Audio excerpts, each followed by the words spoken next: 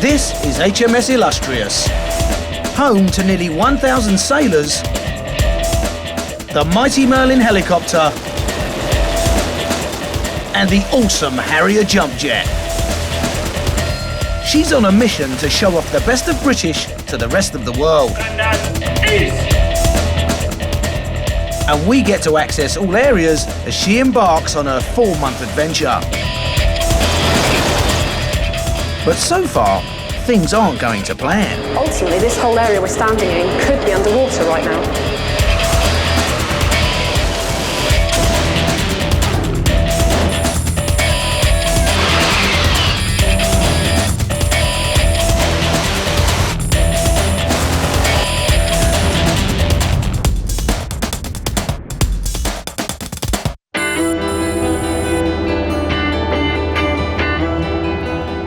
Lusty's crew are getting restless. They should have been sailing the Med by now, but training and technical problems have kept them in the UK. You can see an area where something has marked the shaft. Any defect at all could be critical. 4 huge engines power this 22,000-tonne aircraft carrier at speeds of up to 30 knots. The shafts connect the engines to the propellers, and they've got to be in perfect alignment, but one of them seems to have dropped and is rubbing on a bracket. Lusty's new captain, Steve Chick, is keen to test the problem shaft. Taking the ship to sea will show if the markings are the result of a serious problem. As Illustrious leaves port, the engineers keep a close eye on the dodgy shaft. They can't allow any defect to jeopardise the 14,000-mile deployment. Lusty will be joining a task group of 11 Navy ships, sailing through the Strait of Gibraltar, onto Malta, through the Suez Canal and into the Middle East and ending up in the Indian Ocean. But a few miles out of Portland, there's a problem. Unfortunately, what we observed was some very loud screeching noises and some knocking noises coming from the starboard shaft. That's the right-hand shaft. They've got no choice but to drop anchor. As one of the most senior marine engineers on the ship, Helen's got a lot on her shoulders. The best case is that the team give us a completely clean bill of health and we resume all of our training package and our deployment as planned. The worst thing that can happen for me right now is that I'm required to go into an emergency dry docking, which then allows work on the external of the hull to be carried out. The Navy are sticklers for punctuality, but the deployment's now 2 weeks behind schedule. And yet, it's not all doom and gloom. On 5 deck, there's something to cheer them up. The post's arrived. The mail, particularly when we're away for a long time, is very important. It tends to be things like bags of sweets, just different little care items that just shows that someone's thinking of you at home. Look what I've just received. My wife sent me some stuff in amongst my mail. This is my 3-month-old baby.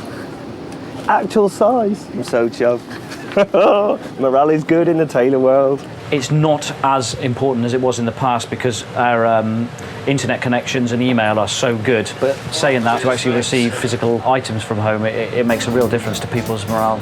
And today, the mail's especially important. It's Valentine's Day. Sid Little's been hiding his heart-covered present. So I've had absolutely none of the mickey taken out of me at all. It's from his girlfriend in the New Zealand Navy. Very nice underwear. Oh, cool. I'll try them on later. One of the stewards, Rachel, has got a not-so-secret Valentine for someone on the ship. Russell.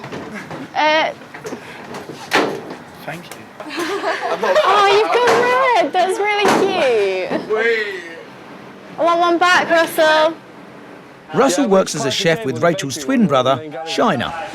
Russ got a bit of a soft spot for my sister, to be honest with you. But it's all right. I won't be happy with Rachel seeing one of my mates or anything, but she's sensible, isn't she? So unlucky Russ. In the lads' mess, Jason Farnsworth has given up on getting a Valentine card this year. Here it is, the last remaining pot. Oh, bless you. Gonna have to go with it. Very pretty girl. Very pretty, it's a shame. All right, this is it. The last rip. That's it, gone. Last pot, gone. Basically, my other half, well, my ex-other half, she was in the Navy as well. So it was a bit difficult because I'm always away and stuff, so I just had to end things with her. Yes. Nah, it's all right. I've already got a bird lined up anyway. I've already. He's saying all this now because she's going to be watching this. No, I'm not. It's not that, honestly. It's her mum. What, The truth is, right, and he is actually wounded because she binned him. But then again, that's how it goes, isn't it, Jay? You can't have a relationship in the Navy. Yeah, that's right. Yeah, that's the way it goes. Love is in the air for the rest of the ship, but in the engine room, the marine engineers have only one thing on their mind: fixing the broken shaft. Basically, the bulkhead gland, which is this, the bit with the black brushes on behind me, it's a gland that goes all the way round the shaft. Okay, that needed replacing. The shaft had dropped slightly and it leaned on the bearing. So we've replaced that, so it's now working. But there's no time to celebrate. Lust is heading straight for a naval exercise area off the Dorset coast. Clearly now got the challenge of finishing off the last few days of training, getting our inspection out of the way, and then we head south. A ship with 1,000-strong crew creates a lot of rubbish, and the guys who have to get rid of it are known as the gash team. Oh yeah, can I have a pipe for out all gash down to 6 November, please? All right, thank you. Jason Farnsworth's got this unenviable task for the next 3 months. This is where it starts getting good now.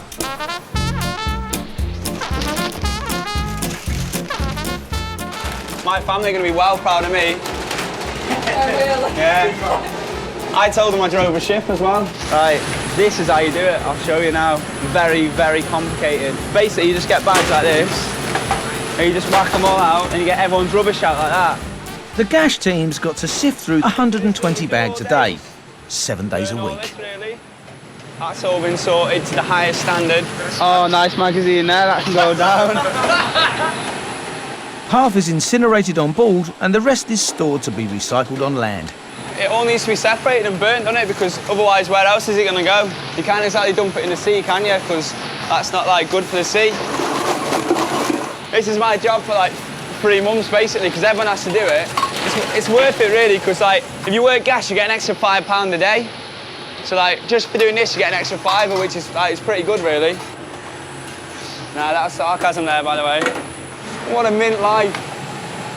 When he's not sorting the gash, Jason works with weapons, but that's not why he joined the Navy. I love playing football, and they did tell me when I joined up that I would be getting flown left, right and centre to play for the football team, so I kind of joined up for that. And so far, I've never been flown home, ever. And I've been taken off one of our 3-week deployments to play, and that's it. But he's had an email from his coach, which might get him off gash duty. I've been selected for the Navy football team, so I need to speak to my commander now and just see what he says about it and have a look at the dates and see whether the ship can get me away or not. The match is one of the most important of the season. It's against the RAF. But it's only a few days away and back in Portsmouth. How's things? Aye, not too bad, sir. Is it football? Yeah, it is. I've got 2 fixtures for the Royal Navy Under-23s football team, and I was just wondering, is there any chance I'll be able to get off for it? Let's have a look. But Lusty's crew hasn't passed their final inspection, and right now, that's the priority. If we inspect Tuesday, then it should be okay, I think. Right. If we don't, then I think we're going to have to say no, I'm afraid. Right, okay, sir. So it kind of puts a bit of extra pressure on us getting the inspection on Tuesday, doesn't it? Yeah. Is that all right? That's no problem, yep. Cheers for that, sir. Okay, thanks, DT Farnsworth. Thank you very much, sir. Cheers for that. Cheers, thanks. See you later. I reckon it went all right, really. If we do pass, then I reckon it would get me away. So that's a big effort on Tuesday, eh?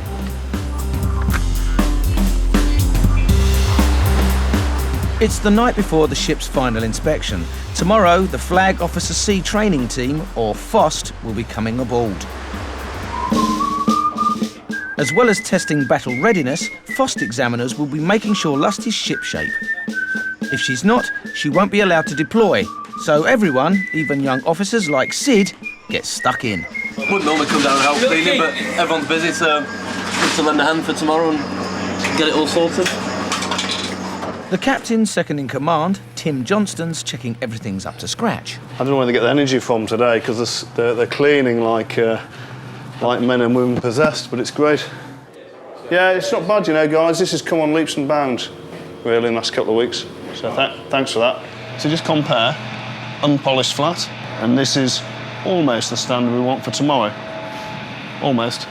The standards they want are just mad. You could clean this place for 2 days straight, and they could come in here and they could pull up someone's mattress or whatever and find a bit of dust underneath the mattress, and they'll just say, oh, the mess hasn't been cleaned properly. A clean ship's a happy ship, supposedly, but morale is low. After last week's failure, they've had to go through another week of more training and more cleaning. I've only been on board nearly 3 weeks, and it's been the longest 3 weeks of my life. More drills, more exercises, more emergency stations, I think, more cleaning.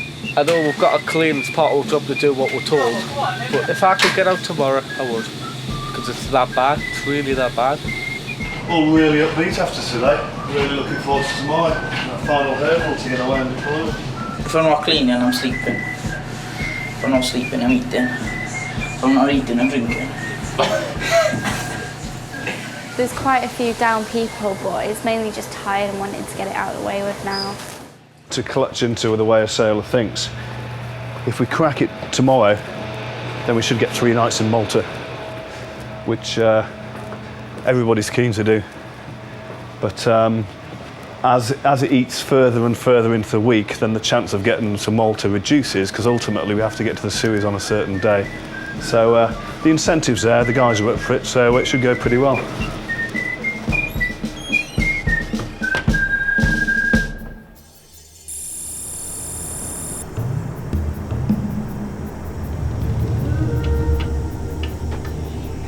Speaking, it's the final inspection at long last, and I know we've all been waiting for that. It's the big day, and Tim Johnston rallies the ship's crew. If you give me the enthusiasm you've shown over the last few weeks, we'll breeze through it, and it'll be good fun. And once we get finished, head south, and the aim to be in Malta for 3 nights. I think we've all deserved that. That is all. The Flag Officer Sea training team arrives by Merlin helicopter. Their job, to pass judgment on Illustrious and whether her crew is fit to sail with her. If we don't pass it, we don't deploy, but we will pass it and we will deploy. I'll be really gutted if we fail today, so that means we've got to stay here again for another week and got to read it all again, and it's just going to be really depressing. It's down to this man, the Rear Admiral, to make the final decision. Clearly we have to be confident that they're capable of coping with anything that might come their way. And at the end of the day, I'll make a decision whether they're ready to go or not. If they're not, they'll stay with me a bit longer. They've got to get past me first. The crew will be dealing with realistic emergency situations scripted by the FOSS team. The first is a fire in the hangar. The hangar being such a big space on the ship, if we can't put it out quickly, then there's big issues for the ship's safety. Everyone's involved in keeping the ship and her crew safe in a crisis. Jason and the Gash team are on fire duty. A bit hot, but that's to be expected, isn't it? They're being watched and marked by the men in white.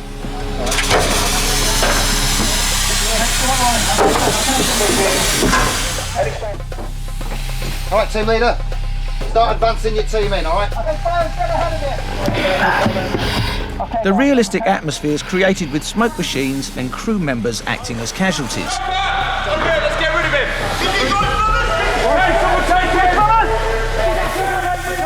There's another emergency to heap on the pressure. Catch ready. The first aiders are put to the test. It's alright, you'll be fine. You're going to be fine. It's Rachel's job to deal with it. I know, you just trip or you run in or what? Yeah, I was trying to get to the fire. You're doing well though, well done. Sir, do you have a spare hand? We need a hand getting this casualty down to sick bay. Doing really well though, well done. It's just a small cut on your leg, it's nothing. It's not, it's massive. The FOSS team adds another scenario, a stricken boat with injured crew. It's got to be rescued and towed. I feel comfortable. We've got a gunline party. They'll fire a soft-nose projectile across the other vessel. We then connect that to a messenger line, so we just pass a slightly thicker line, which will be connected up on the other vessel. The rescue's a success, but back aboard Illustrious, the casualty list's mounting. Lacerations ahead, yeah? 16 casualties in total. Hopefully that's about it now, because the fire's been extinguished. We've got 2 casualties that need to be airlifted off the ship. They go into what's called a New Robinson stretcher, which is a stretcher designed to move people up and down ladders so that they're supported so they don't fall out the bottom, basically. It's not easy taking a stretcher up a flight of stairs when you've got it loaded with a strapping lad. Ship's doctor, Commander Will Norris, has his work cut out for him. As the only doctor on board, it's my responsibility to get around and see as many of these casualties as possible. We rely on fairly junior but well-trained personnel to carry out some very tricky and quite advanced first aid. Okay, and his respiratory rate? It's dropped a bit, but it's fine. There's also stage makeup, so it's as realistic as possible. You get any other injuries at all? No, sir. Happy with that? Yeah, fine. Okay, right. As a day of intense examination draws to a close, the ship's company's desperate to find out if they've passed. If we don't pass today, there'll be a lot of unhappy people, and I think everyone will just not give up, but I think for a few hours everyone will just give up. I hope we passed anyway, because then I'm gone. They gather in the hangar as the FOSS team prepares to leave. The waiting's over. Time for the result. Well done, everyone, we've passed. I'm really pleased. A great deal of effort's gone into the last few weeks. We're all much more confident. We know this platform, we know each other. We can now go forward on that. We're off shortly to go and get some fuel, and then we're off to Malta. Thank you very much for all you've done. Well done. We've just found out that we can go on deployment now. Everyone's really excited about it. We're all dead happy and we're like, oh, yay! And Jason's wish has been granted. He gets to play football against the RAF. He'll be flying north to Portsmouth while his shipmates head south to Malta. 9 days off, playing football.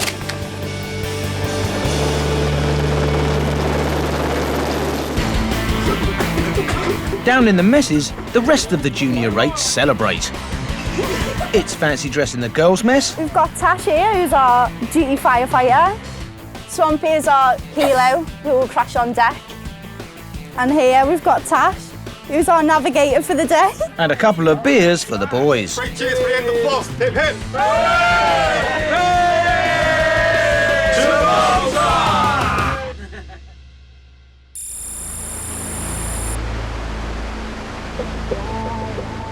Next morning, the deployment's finally underway. They're out of British waters. No more play acting. This is the real thing.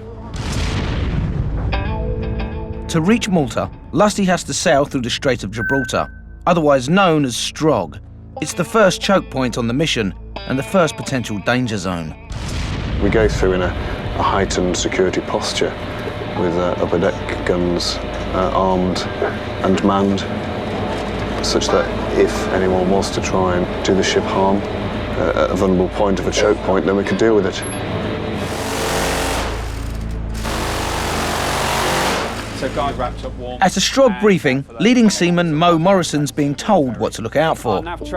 He's in charge of the gunners on the upper deck. Here, we're going through the Straits of Gibraltar from about 1300 onwards. Okay, this is also one of the areas where we get possibly a possible threat from smugglers who will be transiting with illicit goods or immigration. They'll be in normally small, fast-moving craft, so what we're having a good look out for are anything crossing. Threats that we could be looking at, as it says on the slide, just have a quick look, familiarise yourself with those. Any questions? With such a thin strip of water and land close on both sides of the ship, most men have to be ready for anything. There's a threat out there from terrorists, basically, and we're just getting all the crews armed up with rifles and ammunition for their weapons. In October 2000, the American destroyer USS Cole was attacked by terrorists. In Yemen, Al-Qaeda suicide bombers in a small motorboat blasted a hole in her side, killing 17 crew and injuring 39. It's focused our attention very clearly on that threat, and that, you know, that is a threat that materialised for real. So the risk is there, and that's hence why we take these precautions. As one of the UK's flagship aircraft carriers, HMS Illustrious has to take the threat seriously. If anything's going to happen in the Med, it's going to happen here. Mo hands out the weapons. For some of these lads, it's the first time they've handled live ammo in a potentially hostile situation. With a magazine of 25 rounds, load. Just leave it out, mate, leave it out. 25 rounds. Load. I suppose some of the lads who've never done it before are probably a little bit nervous or whatever. Yeah, it'll be okay. Nothing will happen. Ollie Stocker's ready for an attack. A Kevlar jacket. It's just got a big lead plate in there just to protect, I mean, main organs really if I get shot. But it's not the terrorist threat that's bothering Ollie. It's raining, windy, wet, and it's boring really. I thought it was meant to be hot and sunny when I come down here, but I was wrong. It's down to Mo to keep spirits up and make sure his team's alert. Happy Chuckles? Good lad. He's one of the crew who's seen action before. You know when they invaded Iraq? I was an aimer then, I was on one of the 20 mils. And this Dow come at us, so we just stood to. And they said, stand by to engage the Dow with the 20 mil. But for whatever reason, they decided not to engage it with 20 mil because they thought it was a suicide bomber and it might explode next to the ship. So the ship just basically ran away and they sent the helo up and the helo engaged it with 50 cal. But they missed. If you're not nervous by now, you fucking should be. We've got to be fucking focused today. Right? This is an inter-service game. Back in the UK, the pressure's on for Jason and the Navy footballers. Just means a lot to the forces because obviously you get a bit of banter between them all, so we want to win. Their coach has assessed the RAF opposition. Their keeper is absolutely shite. But the game will not happen by accident today, guys. All right? It will only happen with hard work and endeavour. On your feet then, guys. Warrant Officer Steve Rule takes his football coaching very seriously. Sport is a big part of Royal Naval life, as it is with all three services. These guys go away for 6-month deployments, sometimes fighting, always representing their country. This is the other side of the Navy. This is where they have a release. They get to play football, which they love, and they also get to represent the Navy, which they love. And it's a 2-0 win to the Navy. There's just time for Jason to get a last supper in Portsmouth before returning to Lusty and his gas duties. Yeah, thank you very much, that's super. Oh, you're watching on ship, lads. This is a medium rare rump steak with a salad. Nice, very nice. Illustrious has made it through the Strait of Gibraltar and now she's sailing the Med. This is the reason many young sailors joined the Navy, to see the world. And Malta's the next stop. They're planning to arrive in style, and it'll be the first outing for the ship's band. OK, that's the notes-ish. Let's go from the top again. 1, 2.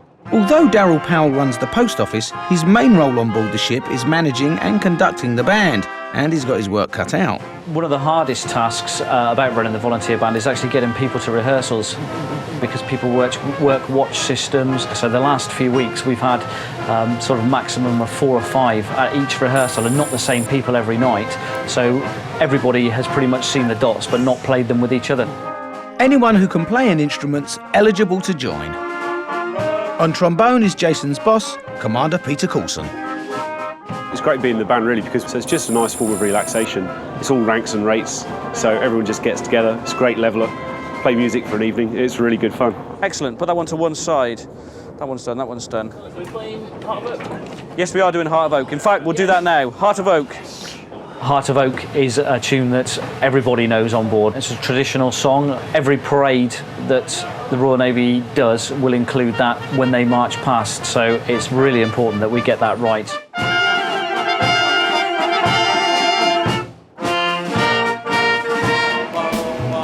All over the ship, they're rehearsing for Malta. The captain's going to go like this. here I'm very, very glad to present to you this token of our esteem.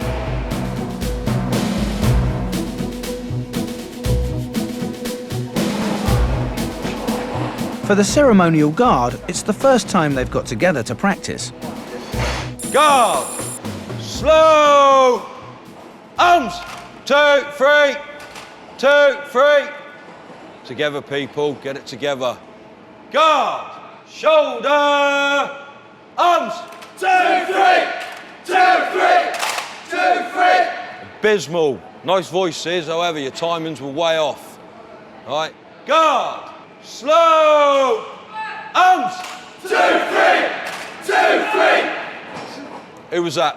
And there's a unique form of punishment for those who can't quite keep in time. Go! Sorry, I'm a lorry! Beep, beep, I'm a G!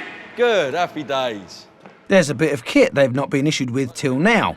A bayonet. Right, and Marines use this when they've run out of ammunition in their magazines to kill people. These are not toys. If I see anyone pointing this at someone, I'm going to flash. If you stab somebody with this, it hurts. Right, back into your square. We'll practice it with bayonets fitted. Pet hate of mine is somebody going, tss, tss, tss, tss. It's all in your head. Right, guard, slow, arms.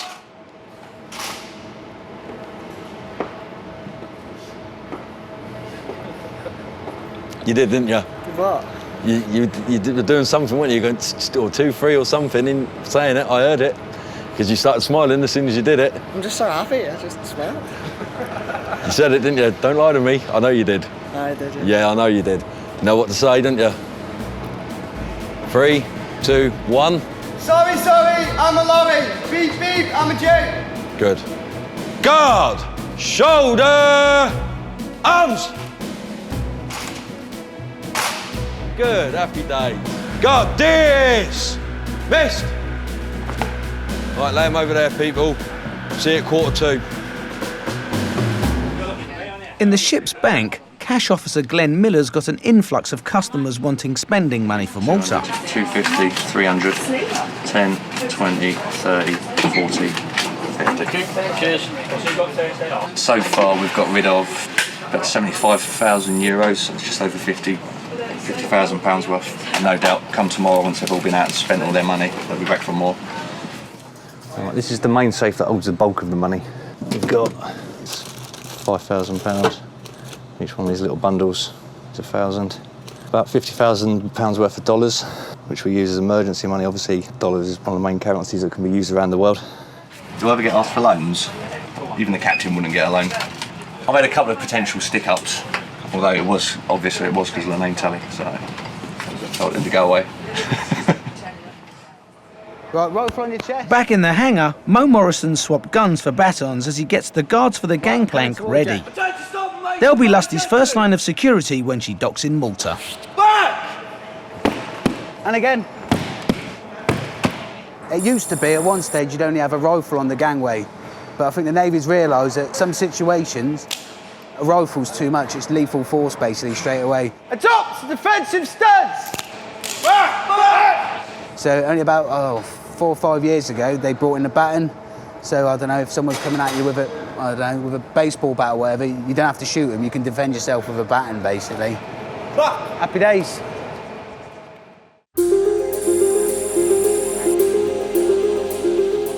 Good morning, Illustrious. Tactical Communications Operator on the bridge with a morning sit rep. The ship is currently 30 miles away from Malta. It's a beautiful morning, flat calm sea and light airs. Ship's company are reminded, rig for Procedure Alpha will be 1 Bravo. That's the morning sit rep. That's all. We're going into Malta today, so there'll be a Procedure A, which is where everyone goes up to the flight deck in the #1 uniforms, and cannons are fired, and people salute, and the band's there, and the guard's there, and we're going to wear our #1 uniforms, which is all this sort of stuff. And the girls and the blokes have exactly the same uniforms. And you've got your white front, your collar, your jacket, your lanyard and your silk, and all these have different meanings to them. The silk, that was used when the old school days, when you had the big wooden ships, the sailors used to just have a piece of silk over the shoulder or around the necks, and they used to wipe their hands on it The lanyard was used to fire the cannons with. Just cut it off and put it on as a bit of the wick and light it, and it was used for the cannons. Sure. The blue collar, people have said that if you touch a sailor's blue collar, it brings you good luck. So we wear those, and that just goes underneath your jacket. Mo's job today is to get everyone on the flight deck correctly positioned for the grand entrance. Easier said than done. Listen in! Junior 8s! Ho! Boiler left! Quick! March! Come round to your left, mate. Able rates, the lowest rank, are positioned around the deck. First one here. It's just a bit of a kerfuffle at the moment, trying to get everyone falling in the right places. But we get there. Push down! Look to your left, please. Cheers, mate, thank you. But there's a problem. No more people, sir. The rigging's been round, changed everybody out. So have I. They think that some people might have tried to avoid this by basically hiding around the ship or, you know, staying in their pits or whatever, but I think the regulating staff have gone round and thrown everyone out the mess decks. Is that actually the entire ship's company up? Yes, sir, that's the hangar now clear. That's the whole ship's company, sir. As there aren't enough people to go around the deck, Mo needs to do some serious rearranging. From me onwards, you're going to dismiss, then you go to the aft end and fall in on the aft end of the flight deck. Happy? They don't want to stand here for an hour and a half, basically. Ho! Dismissed! Turn to your right, this way. And just fall in, one marching pace between you, yeah? All the way down to the end. Push down, fellas. Push down. Push. Sorted. The band performs in public for the very first time.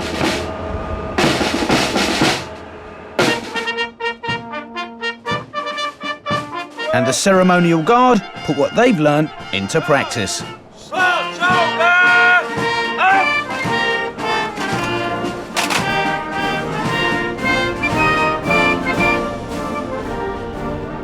Illustrious makes her way into Valletta Harbour just as she did 67 years ago.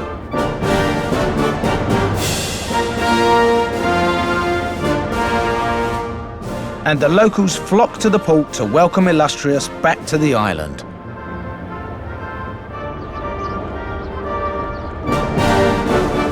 It's been quite a proud day actually, because we've worked really hard over the last few weeks. We've spent a lot of time at sea, we've had a lot of training, it's been hard work, but we're finally here, so it's great. Went pretty well, I think. Bit of a kerfuffle at the start, but everyone's in the right place, looking quite smart at the moment. So I think it went all right. It was good. It was a bit boring, but no, it was good. After 4 weeks at sea, Illustrious and her company have finally reached dry land. But the first thing off the ship is a delivery for the Maltese Army. We're delivering 6 ex-British Army trucks to the Maltese that they bought in the UK, you know, making a bit of an occasion for it, saying, you know, here's Lusty back in Valletta, and this time we're trying to help out the Maltese, whereas the previous Illustrious was, of course, helped by the Maltese a tremendous amount. Most of the crew's getting shore leave tonight, a chance to get out of uniform and into civvies. Today is the day we've been waiting for. It's just very exciting. Get to wear normal clothes and be like normal people. Oh, but makeup on, hair straighteners, jewellery. Ready! Time to enjoy the pleasures of Malta. There's a main street for clubs, and that's where everyone's headed, from the junior rates to the most senior commanders. Even the Commodore, Tom Cunningham, and the ship's chaplain. The locals have made T-shirts to welcome them. It's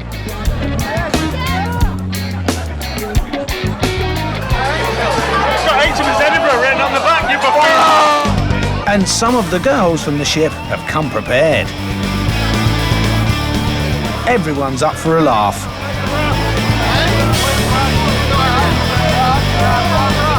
Though some may regret it tomorrow. I've had a few beverages and I took on a dare, which includes getting my willy pierced. and I've had it done. You try to outbeat everyone, and I feel this one is a victory for me, in some ways. They've worked hard, and now it's time to party hard.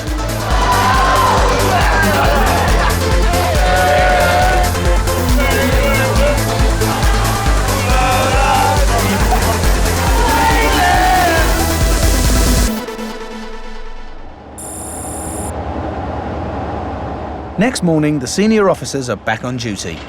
They're on their way to a remembrance ceremony, and the Maltese have laid on a traditional mode of transport. We're missing the gondolier. Where's he gone? We're going over to put a wreath on the World War II War Memorial in Sanglia. And the War Memorial commemorates all the people who died in the bombing. It's a serious ceremony just to mark us being here. On the way, they meet up with some of Lusty's crew who are doing community work for the town. Oh, well, we just started painting the railings all the way around. Wow. Just have a sandwich and crack on. Sandwich? It looks like a lunch sandwich. Like a day's meal. It's quite often that when we go into a foreign port, we'll do some charity work or community work just to engage with the local community and put the Royal Navy in the public eye. And they're doing a good job by the looks of things and being well looked after by their hosts as well, judging by the size of the sandwiches. The ceremony is taking place outside Sanglia Cathedral. At the going down of the sun and in the morning, we will remember them. You know, every time we come to places like this, we see what our forebears have done. It actually teaches our people and should demonstrate to them actually what we might need to do in the future.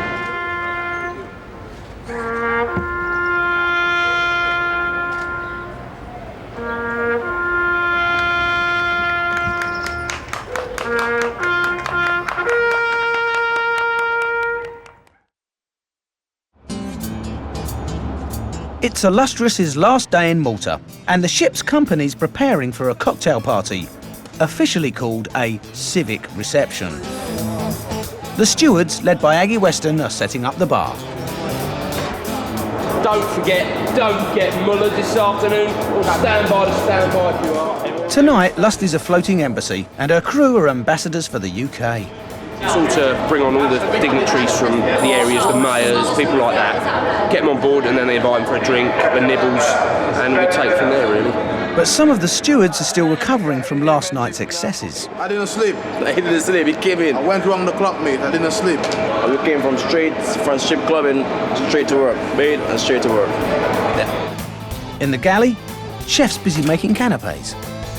Well, we've got 600 people we're catering for, so it's a hell of a lot of stuff. I mean, taking consideration cocktail parties designed for them to just chat and nibble, really, so you're not exactly supposed to provide them with a mega meal, but variety, I think, is key. I think on the list of things to do, we must have had about 15 to 20 different items. By the time we get finished, we're just too knackered to go ashore. 3 days in Malta, and you spend most of it working. Life in a blue one, apparently. For this event, the young officers, like Sid, need to look the part. All the clothes that we get ironed for us to varying standards by the laundryman, so it's normally worth giving it a quick going over. And as we've got the official reception tonight, you always make a bit more effort than normal. The cummerbunds that we wear with this uniform, it's a double-sided one, normal with the ship's crest on one side, and then we have the Maltese cross on the other side because of our links with Malta. Normally we wear it the green side out, and then the Maltese cross comes out on Sundays, just as a change. A little peculiarity to a ship, so as we're in Malta, we're going with the Maltese side out this evening. At 1900 sharp, the guests start arriving. They're the cream of Maltese society. Local dignitaries, socialites and war veterans. It's Executive Officer Tim Johnston's job to greet every guest. Hello, Tim Johnston, I'm the commander. Nice to see you. And it's down to the young officers to mingle. But it's not mingling as we know it. For the cocktail party, I'm a hooker, which means standing on the gangway and greeting the guests as they come on board, and turn through to the captain and the commodore, and get them a drink and then introduce them to people, and then keep going around doing laps. Trick is to get them in, get them a drink and get rid of them. They're called hookers, and we're called the hangers, and they hang people to us, and we chat to them, talk to them, make them feel welcome, and it's all part of warming the party so they can come and enjoy themselves. Good evening, how are you? The commander's keen to make sure we don't get the wrong idea about his young officers. As a slang term, people may call them hookers because they're basically hooking and moving them along the queue. But I wouldn't want that taken out of context. For the next hour and a half, they make polite conversation.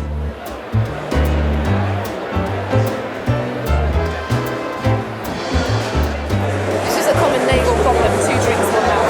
Yeah, I have a drink problem. Men and women all wear the same uniform, even at cocktail parties. I don't miss the dressing up bit on board. At work, you're not a woman, you're an officer. Although I am dressed like a man, I dress like a man that I hope looks elegant with it. I'm so proud to do the job that I'm doing. I love the fact that I've got 2.5 stripes on my shoulder, and I'm the only female here that's got 2.5 stripes on my shoulder. To finish off the evening, Captain Chick takes to the stage to pay tribute to the Maltese cities struck by bombs intended for Illustrious. Here today, I would like to recognise the suffering endured by the 3 cities, Vittoriosa, Sanglier and Cospicua. I will now present each of the cities with a symbolic post horn, which together mirror the ship's badge and that worn by our predecessor. The ceremony is a reminder of the potential danger of Navy life. A lot of guys that were here during the war could well have been the same age as us or younger, and they lost their lives in that war, and obviously that's quite prevalent for us, and especially since we're going out to the Middle East. It is a conflict area, and as a strike carrier, there's a very real chance that we could get involved in something like that.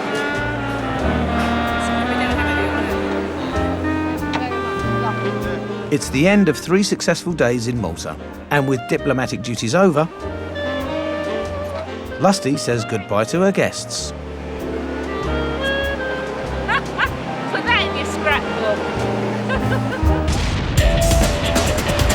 Next time on Warship, the crew faces their biggest challenge yet, transiting Suez.